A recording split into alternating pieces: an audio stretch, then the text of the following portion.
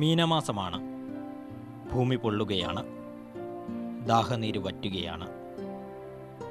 സൂര്യതാപത്തിൽ അവസാന ജലഗണികയും ഇല്ലാതാവുമ്പോഴും കാസർഗോഡിന് ആശ്വാസമായി ഒന്നുണ്ട്: ഭൂമിക്കുള്ളിലെ സുരംഗങ്ങൾ.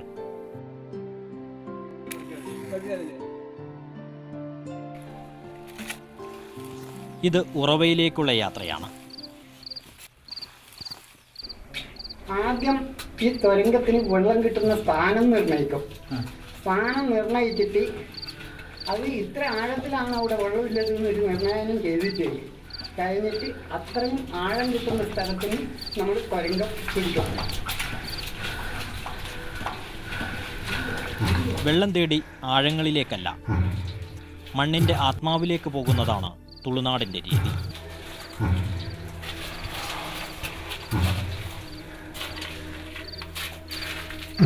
ഉറവയെ നോക്കി നേരെ നടക്കണം.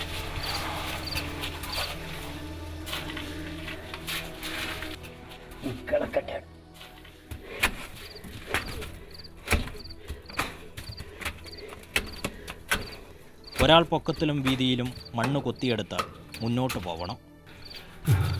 മനസ്സ് നിർത്താൻ പറയുന്നതുവരെ ആ യാത്ര തുടരണം. കുറേയേറെ പോകുമ്പോൾ ശ്വാസം കിട്ടാതെ വരും. അതിനാണ് ഈ മെഴുകുതിരി. വെളിച്ചവും ജീവനും ഇതിനുണ്ട്. 300-400 അടി ദൈർഘ്യമുള്ള സുരംഗങ്ങൾ സാധാരണം. ഉറവയുടെ ലഭ്യതയ്ക്കനുസരിച്ച് ഇടത്തോട്ടും വലത്തോട്ടും അനേകം കൈവഴികൾ. എല്ലാ കൈവഴികളിലൂടെയും കനിഞ്ഞിറങ്ങുന്ന തെളിനീര് ഒരു ചാലായി ഒഴുകും. അതാണ് തുളുനാടിൻ്റെ ജീവജലം.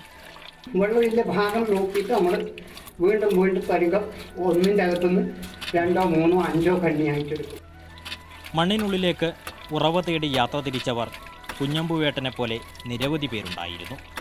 അവരാണ് തുളുനാടൻ ജീവിതത്തിന് പച്ചപ്പ് നൽകിയത്, കുടിക്കാനും കൃഷി ആവശ്യത്തിനും വെള്ളമെത്തിച്ചത്. നല്ല ഉറവുണ്ടാകും, നല്ല ശക്തിയിലെ വെള്ളം ഉണ്ടാകും. കൃഷിയുടെ ആവശ്യത്തിലൊക്കെ തന്നെ വേണ്ടി, പിന്നെ കുടിക്കേണ്ട ആവശ്യം, കൃഷിയുടെ ആവശ്യം, ഇതിന് വേണ്ടിയിട്ടാണ്. കൃഷിയുടെ ആവശ്യം, മുഖ്യ ആവശ്യം കൃഷിയുടെ തന്നെ. സുരംഗയിൽ നിന്നുള്ള നീരൊഴുക്ക് മണ്ണിൽ തീർത്ത ഈ തടാകത്തിൽ സംഭരിക്കുന്നു. മതക്കെ എന്ന ഇതിന് വിളിപ്പേര്. പരമ്പരാഗത ജലസ്രോതസ്സിൻ്റെ കരുത്തിലാണ് ഇന്നും വടക്കിൻ്റെ മണ്ണും മനുഷ്യനും നിലനിൽക്കുന്നത്. ക്യാമറമാൻ ഷാജു ചന്തപ്പുരയ്ക്കൊപ്പം E V Unnikrishnan, Mathrubhumi news.